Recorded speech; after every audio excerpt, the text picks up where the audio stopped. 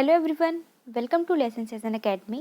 तो आज के इस वीडियो में हम लोग कक्षा 6 की हिंदी की पाठ्यपुस्तक वसंत का पाठ 5 अक्षरों का महत्व करेंगे। यह एक निबंध है और इसको गुणाकर मूले जी ने लिखा है। उन्होंने अपने इस निबंध में अक्षरों के महत्व के बारे में बताया है। देखिए, जब हम छोटे बच्चे होते हैं, जब हम स्कूल जाते हैं तो सबसे पहले हमें अक्षरों को ही सिखाया जाता है, या फिर जब हम किसी भाषा को सीखते हैं तो उसके लिए भी हमें सबसे पहले अक्षरों का ही ज्ञान कराया जाता है। तो अक्षरों का हमारे जीवन में क्या महत्व है, इस निबंध में उन्होंने इसका वर्णन किया है। तो आइए इसको पढ़ते हैं। अक्षरों की कहानी। ये पुस्तक अक्षरों से बनी है। सारी पुस्तकें अक्षरों से बनी हैं। तरह तरह की पुस्तकें, तरह तरह के अक्षर। कहने का मतलब ये है कि ये जो पूरी पुस्तक है वो किससे बनी हुई है? अक्षरों से बनी हुई है।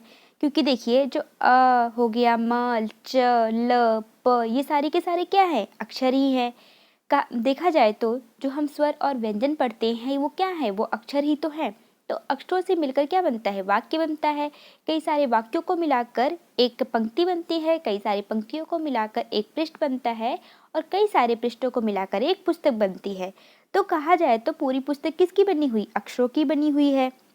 दुनिया में अब तक करोड़ों पुस्तकें छप चुकी है। हजारों पुस्तकें रोज छपती हैं। तरह तरह के अक्षरों में हजारों की तादाद में रोज ही समाचार पत्र छपते रहते हैं। तादाद यानी संख्या, यानी कि हजारों की संख्या में रोज ही समाचार पत्र जो है वो छपते रहते हैं। इन सबके मूल में है अक्षर। मूल यानी सबके केंद्र में क्या है? अक्षर है। क्योंकि अगर अक्षर ही ना रहे तो ना कोई पुस्तक छप सकती है, ना ही कोई समाचार पत्र।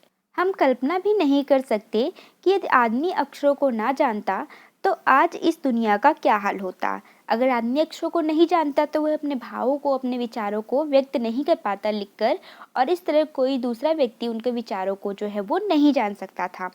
कोई कह सकता है कि हम अक्षरों को अनादिकाल से जानते हैं। अक्षरों का ज्ञान हमें किसी ईश्वर से मिला है। पुराने जमाने के लोग सचमुच ही सोचते थे कि अक्षरों की खोज ईश्वर ने की है, पर आज हम जानते हैं कि अक्षरों की खोज किसी ईश्वर ने नहीं बल्कि स्वयं आदमी ने की है। अब तो हम यह भी जानते हैं कि अक्षरों की खोज किस देश में किस समय हुई। देखिए, पहले के लोग जो सोचते थे कि अक्षरों की खोज जो है वो ईश्वर ने की है, भगवान ने की है, परंतु आज हम ये जानते हैं कि अक्षर जो है वो ईश्वर की देन नहीं है, बल्कि आदमी ने स्वयं इसे खोजा है। और आज हम ये भी जानते हैं कि अक्षरों की खोज जो है वो किस देश में और किस समय हुई है। हमारी ये धरती लगभग 5 अरब साल पुरानी है। 2-3 अरब साल तक इस धरती पर किसी भी प्रकार के जीव जंतु नहीं थे। फिर करोड़ों साल तक केवल जानवरों और वनस्पतियों का ही इस धरती पर राज्य रहा। आदमी ने इस धरती पर कोई 5 लाख साल पहले जन्म लिया। धीरे धीरे उसका विकास हुआ। देखिए, हमारी जो धरती है वो लगभग 5 अरब साल पुरानी है, और 2-3 अरब साल तक कुछ भी नहीं था। फिर करोड़ों साल पहले जो है जानवर और वनस्पतियां आई, और उन्हीं का जो है इस पे राज्य रहा। फिर आदमी ने जो है लगभग 5 लाख साल पहले जो है इस पे जन्म लिया, और धीरे धीरे उसका विकास हुआ। कोई 10,000 साल पहले आदमी ने गांव को बसाना शुरू किया। देखिए, आदमी जो है वो 5 लाख साल पहले जो है धरती पर जन्म लिए, लेकिन उन्होंने गांव को बसाना कब शुरू किया? 10,000 साल पहले। वह खेती करने लगा। वह पत्थरों के औजारों का इस्तेमाल करता था। फिर उसने तांबे और कांसे के भी औजार बनाए। जब वो खेती करने लगा तो सबसे पहले उसने पत्थरों के औजार बनाए, उसके बाद उसने तांबे और कांसे के औजार जो है उनको भी बनाना उसने शुरू किया। प्रागैतिहासिक मानव ने सबसे पहले चित्रों के जरिए अपने भाव व्यक्त किए। प्रागैतिहासिक मतलब प्राग मतलब पहले, और ऐतिहासिक मतलब इतिहास, यानी इतिहास से पहले जो मानव था वो क्या करता था? चित्रों के जरिए ही अपने भावों को व्यक्त यानी प्रकट करता था।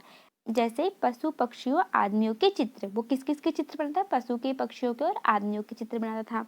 इन चित्र संकेतों से बाद में भाव संकेत अस्तित्व में आए। पहले उसने चित्र संकेत बनाना शुरू किया, फिर उसके बाद उसने क्या किया? भाव संकेत जो है वो भी अस्तित्व में आए। जैसे एक छोटे वृत्त के चहु और किरणों की घोतक रेखाएं खींचने पर वह सूर्य का चित्र बन जाता था। एक वृत्त यानी एक गोला, और फिर गोले के चारों ओर घोतक रेखाएं खींचते थे, और ये जो है वो सूर्य का चित्र बन जाता था। बाद में यही चित्र ताप या धूप का घोतक बन गया। इस तरह अनेक भाव संकेत जो है वो अस्तित्व में आए। तब जाकर काफी बाद में आदमी ने अक्षरों की खोज की। अक्षरों की खोज के सिलसिले को शुरू हुए मुश्किल से 6,000 साल हुए, केवल 6,000 साल। तो आप सोच सकते हैं कि आदमी जो है वो इस धरती पर 5 लाख साल पहले आया, 10,000 साल पहले उसने गांव बसाना शुरू किया था, और जो अक्षर है उसकी खोज उसने मुश्किल से 6,000 साल पहले जो है वो की है। पहले देखिए इस तरीके के वो चित्र लोग बनाते थे। यहाँ पर दिखाए हुए मध्य मध्य अमेरिका के ओजिम्बा आदिवासियों के चित्र। दाईं से बाईं ओर जो है वो तूफान का देवता ये वाला, फिर जो सारे आकाश को घेरता है, ये तूफान का देवता है जो कि सारे आकाश को घेरता है। नगाड़ा का चित्र है, पंखों से सुशोभित नगाड़ा है ये। दौड़ काक है और ये कौवा है, और ये दवा खाने में आदमी है। तो ये जो है पहले के कुछ चित्र यहाँ पे दिखाए गए हैं जो कि मध्य अमेरिका के ओजिम्बा आदिवासियों ने बनाए हैं। अक्षरों की खोज के साथ एक नए युग की शुरुआत हुई। आदमी अपने विचार और हिसाब किताब को लिख कर रखने लगा। तब से मानव को सभ्य कहा जाने लगा। आदमी ने जब से लिखना शुरू किया तब से इतिहास आरंभ हुआ। देखिए पहले आदमी जो है वो लिखना नहीं जानता था। जब से अक्षरों की खोज हुई वो अपने हिसाब किताब और जो उसके विचार थे उन सबको लिख कर रखने लगा, और तभी से मानव को जो है वो सभ्य कहा जाने लगा। और जब से उसने लिखना शुरू किया तभी से जो है इतिहास का आरंभ हुआ, क्योंकि इतिहास जो है तभी से लिखा जा सकता है जब अक्षरों की खोज हुई। उससे पहले क्या हुआ उसको कोई नहीं जानता, क्योंकि तब तो अक्षर ही नहीं थे तो उसको कोई लिख ही नहीं सकता था। किसी भी कौम या देश का इतिहास तब से शुरू होता है जब से आदमी के लिखे हुए लेख मिलने लग जाते हैं। इस प्रकार इतिहास को शुरू हुए मुश्किल से 6,000 साल हुए हैं। उसके पहले के काल को प्रागैतिहासिक काल यानी इतिहास के पहले का काल कहते हैं, जो कि मैंने अभी ऊपर भी आपको बताया था।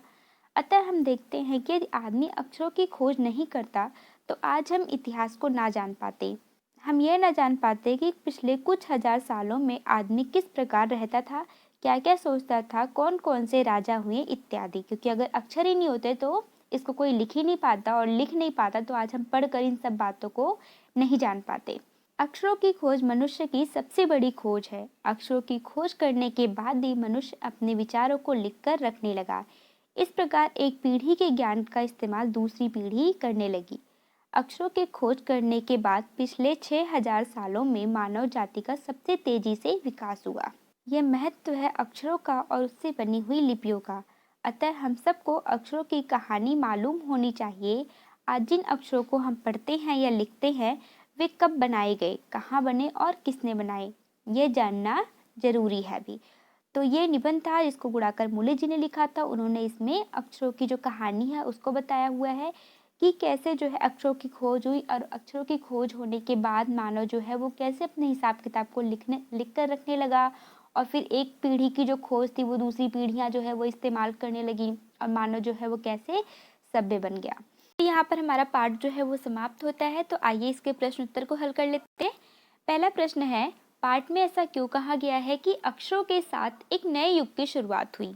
देखिए ऐसा इसलिए कहा गया है क्योंकि जब से अक्षरों की शुरुआत हुई तब से आदमी जो है अपने हिसाब किताब को लिख कर रखने लगा, वह सभ्य कहा जाने लगा। आदमी ने जब से लिखना आरंभ किया तभी से इतिहास का आरंभ हुआ, और एक पीढ़ी के जो विचार थे या जो खोज थी वो दूसरी पीढ़ी तक पहुंचने लगी, और इसी के साथ क्या हुआ, विकास की गति जो है वो तेज हुई, और इस प्रकार एक नए युग की शुरुआत हुई।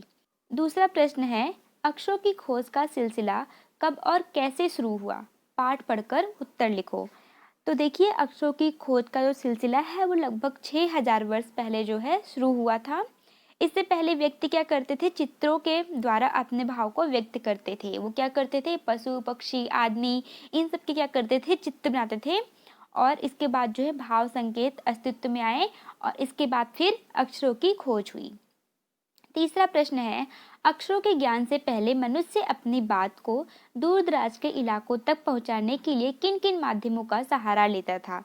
तो जब अक्षरों की खोज नहीं हुई थी तब मनुष्य क्या करता था, अपनी बात को दूर दराज के इलाकों तक पहुंचाने के लिए वह पशु पक्षी आदमियों और अन्य वस्तुओं के चित्र बनाता था, और उनके माध्यम से वह अपनी बात जो है दूसरे इलाकों में पहुंचाता था।